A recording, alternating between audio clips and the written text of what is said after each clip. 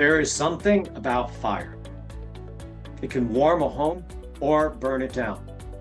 It can forge a sword or melt it. But when guided, when tended with purpose, fire transforms everything it touches. And that's what love does. See, love isn't fragile. Love is the fire, the energy that refines, that strengthens, that turns cold iron into something unbreakable. But here's the truth most leaders miss. We are the iron, the workplace, the economy, the world. They're the forge. And love is the heat that makes us stronger. So today I want to talk about how in this age of AI and acceleration, we become human organizations, not by resisting the fire, but by leaning into it, by learning to be reshaped by it. Because the future doesn't belong to the fastest, it belongs to the warmest, to the connected, the courageous, the ones who lead with love. I was reminded of this past week. I spoke at the Executive Learning Exchange in Chicago, where I spoke about becoming human organizations in the age of AI. It's met with great response. Every keynote, every panel came to one truth. People are hungry for connection, for meaning, for love. That's what this episode is about, not feeling, not in philosophy, but a force, the power of love, the iron and the fire. We've moved from ambiguity to anxiety, from innovation to exhaustion. AI is brilliant, but it's fast, relentless, and often soulless. It amplifies our output, but it also amplifies our fear. The US Surgeon General recently released a report on isolation and loneliness, and it called isolation and disconnection a public health crisis. And that's not an opinion, it's a data point. Because when people lose connection, they lose purpose. And when we lose our purpose and purpose fades, performance follows, as does our health, and we can see the ripple effect.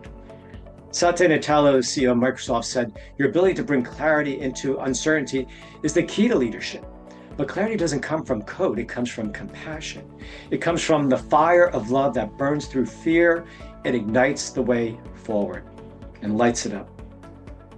When we lead with fear, we create compliance. When we lead with love, we create commitment. And commitment is where we turn our efforts into excellence. The truth is, we've been trying to hammer cold iron and it's not working. We push, we pound, and we demand.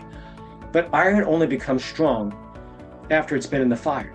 And as leaders, the fire we bring, our energy, our empathy, and our love, is what tempers those around us.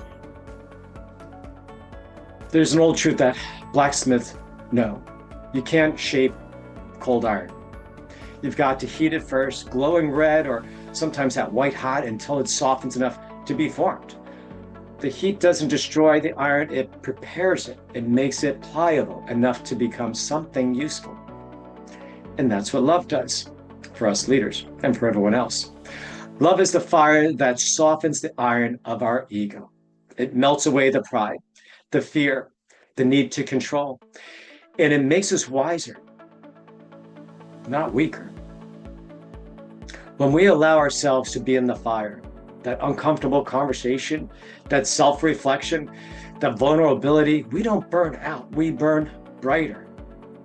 Because all the darkness in the world cannot put out the light of a single candle. Every trial, every challenge, every loss, that's the forge. And every time you choose love instead of fear, you're being refined. That's how iron becomes a sword, and that's how managers become leaders, and that's how leaders become the light. So don't turn from the fire, lean into it, step into it, because that's where transformation lives. Love isn't soft. Love is strong. As we say, the power of love. It's the steady hand that holds the steel in the flame and says, stay with it. In business, it looks like truth telling. patience, humility, and courage. Might as well throw in patient kindness and forgiveness there. And that's how Southwest Airlines built a culture of care that outperformed the market. And that's how Microsoft found empathy to replace arrogance and reignite that innovation. Love is accountability with heart. It's compassion with boundaries. It's strength refined through fire. I've seen this firsthand. Years ago, I led a struggling office on Wall Street. It was a failed M&A and it was a mess. And there's pressure was brutal and people were breaking. And I realized I wanted transformation, but I couldn't demand it. I had to ignite it. And we started with leading with empathy and trust and honesty and honest feedback. We started laughing again and we started to create again and we cared again. And within months, performance turned around and soared. Love doesn't make you soft, it makes you solid. Energy doesn't lie. Dr. David Hawkins mapped out human emotion by frequency. And the low frequencies, well, you could imagine, are things like fear and anger. Fear vibrates at around about 100 hertz. Love around 528, as a good friend told me, I believe she's right. Joy is at 540. We can feel it. When we walk into a room filled with fear, the body tightens. You walk into a room of love, your shoulders drop, your heart opens, and compassion happens. Love literally raises the vibration.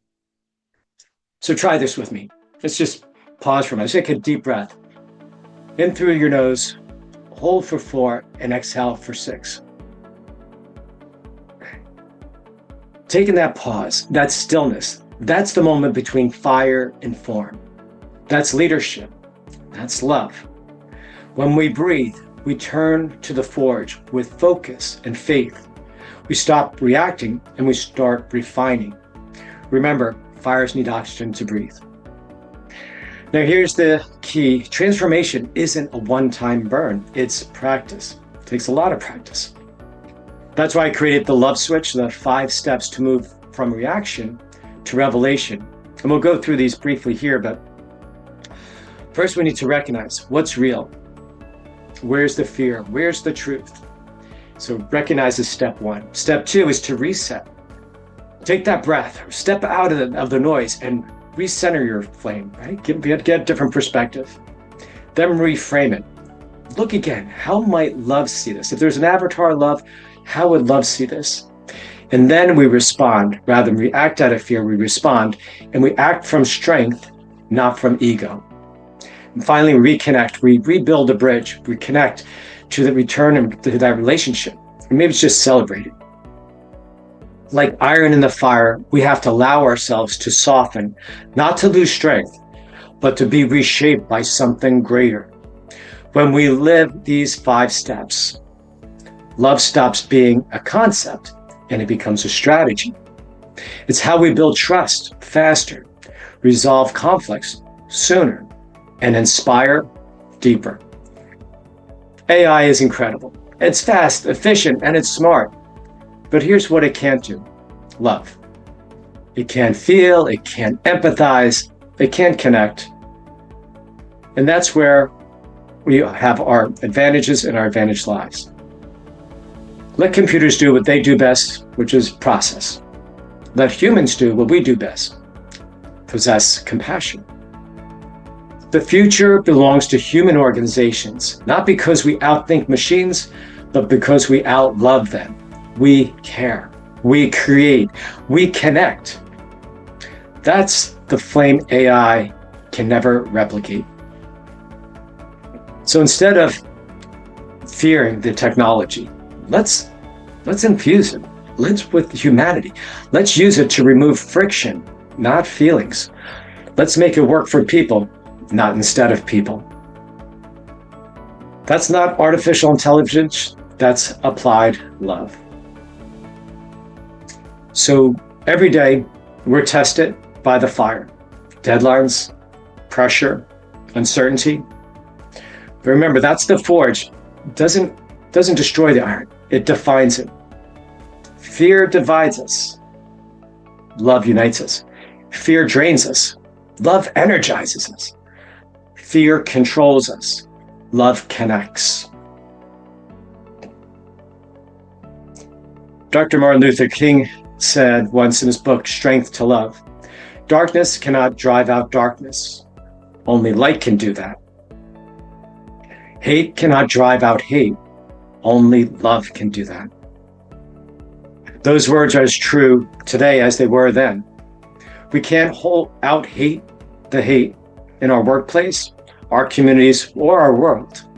We can only out love it. And when you do, you'll find that your light, your fire, is stronger than you think. Because all the darkness, all the fear, all the doubt can't extinguish the flame of a single courageous heart.